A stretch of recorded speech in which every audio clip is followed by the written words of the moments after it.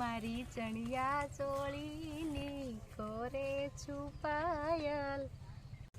મને ભીંડાની બડી બીક લાગે છે, પછી કવડે દાણા બાણા કાઢીને ખાવાના. મને તો દાણાવાળી સોળી બહુ ભાવે. હાય ગાઈસ, કેમ છો? બધા મજામાં દીશો. સ્વાગત છે આપણે નવા વ્લોગમાં. અને હું આવી ગઈ છું ભીંડો ઉતારવા. જો ગવઢી શીંગું છે, ગવઢી એટલે શાકું એક કાપવી પડે. અને આનું હું શાક બનાવીશ દાણા વાળું. વાગે છે ને તો લાડુ એક છોડવો છે, પણ કેટલી શીંગો આવી ગઈ. મસ્ત હે કે નહીં? કુણી નક લઈ લે, થોડીક કુણી લઈ લઈશ. કુણી નું હોતા આપણે શાક બને. થોડીક ગૌઢી આ કુણી છે, થોડીક પછી આ ભીંડા ને બીજું બી નવું બી છે. એકદમ ધોળો સિંગ છે કે જોઈ લો સિંગ.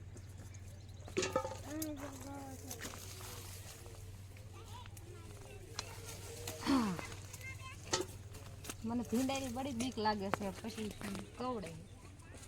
આ અસલ બધી કુણી શીંગું છો એલા તે લઈ લે.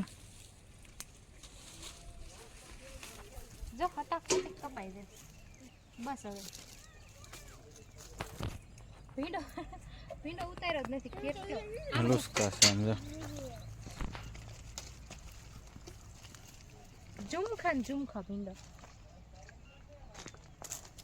આ બધા ઘરનું બકાલ હોય ને એને પછી ન ઉતારે જાજુ.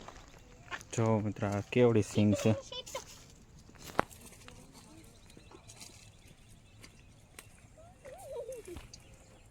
જો તુર છે, તુરની અંદર હે ને કોક છોડવા છે ભીંડાના. આમ જો આ હાલો તો બતાવું. જો તો મોટી ધક્કા મોટી મોટી સિંગુ છે સોળી. જો તો કેવડી મોટી. અને દાણા કેવડા મોટા છે. એ શું આવે હે? સંપલ પહેરીને આલી આવજો. એ શું આવે હે? હા હેલો મામો. તો જો મિત્રો, આપણે આજે વાડીમાં બકાલ ઉતારવા આવી ગયા છીએ. તો સોળી છે, ભીંડાની સિંગું છે. જો જબરા દાણા છે, જો મોટા તો મોટા. અને આવી કાંક ભીંડાની સિંગું છે. તો આપણે આજે આ ડોલાથી ભરવાની છે. જો ભીંડાની સિંગુ છે, પણ હું હવે કોણે ઉતારી. જો આ મને તુરની અંદર છે ને કોક છોડવા છે ભીંડાના, એમાં સિંગું બહુ જ આવી ગઈ છે. બહુ અતિશય એવી છે ભીંડાની સિંગુ. આ લોકોને પછી એવું થયું હોય ને ભીંડાની સિંગુ, ભીંડાનું શાક ખાઈને પછી કંટાળ્યા હોય. અને અમારે તો પહેલી વાર હોય. કંકોડા પાકી ગયા છે અને કારેલા પણ લટકે છે. જો કોક જો, અને આ કંકોડું પાકી ગયું છે. મતલબ આમાં કંકોડાના વેલા પણ છે. જો અહીંયા કંકોડા હોતક છે. જો રહ્યા હે કોક છે, બાકી પાકી ગયા છે.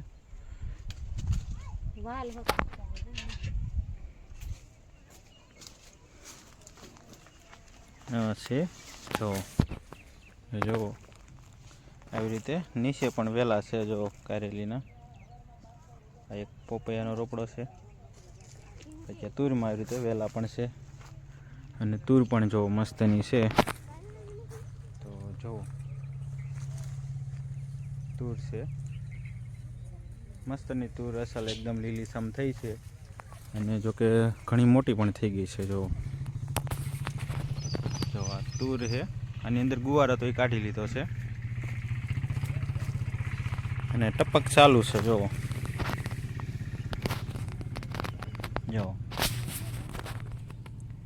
છે મતલબ ટપકથી અત્યારે તુરમાં પાણી ચાલુ છે.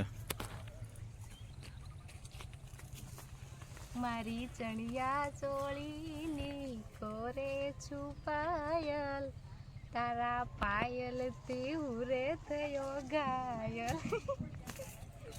તો જો બકાલ ઉતારતા વર્ષી ગીત પણ ગાય છે. જો પણ તુર તો જો આમ તો રીલ બનાવવાનું મન થઈ જાય. તો હમણાં થોડીક વાર રહીને બનાવી રીલ પણ. ગરમી એવી થાય છે કા યામાં ઓથ આવી જાય. હા વરસાદ આવે ને એવી ગરમી થાય છે, પવન જ નથી આજ. હા, તુર મોટી થઈ ગઈ છે ને આમ જોવો એકદમ, એટલે આમાં પવન ન આવે એટલે ગરમી થાય. પડેલા બે તો જોવો આ મસ્તનું પાછળ મસ્તનું ખડ છે, જોવો એકદમ વાઢ આવી ગયેલો છે, મસ્તનું મોટું મોટું થઈ ગયું છે. અત્યારે જ બધે લીલું હોય ને, જોવો અત્યારે બધે લીલું હોય ને એટલે આ વાઢું નથી એટલે આવડું મોટું થઈ ગયું છે. હમ આ છે ને શેવડી જેવું કેવું છે મસ્તીનું. અત્યારે બધે લીલું હોય જ તે શેઢા ને એવું બધું એટલે હજી વાઢું નથી, બાકી આ ઢોરને ખવડાવવા માટે જ કાકાએ વાવ્યું છે. આ શીટ મેન શીટ ઠાકી રહી. જો આ સોળી પાકી ગઈ છે. કાંઈ નહીં દાણા બાણા કાઢીને ખાવાના. મને તો દાણાવાળી સોળી બહુ ભાવે એટલે હું તો દાણાવાળી જ સોળી વીણું. જો અહીંયા પણ છે દાણાવાળી સોળી, જોવો ગરમી બહુ થાય. આ જો ને ખડ એવું છે મોટું મોટું, આ વાઢવાળું ખડ છે મિત્રો. તુર હે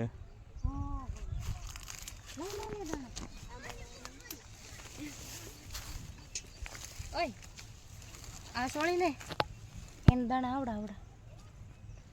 જો કેવડા દાણા છે બોલો, આ સોળીને દાણા આ બી રાખ્યા જેવું છે, બોલો એવું મસ્ત છે.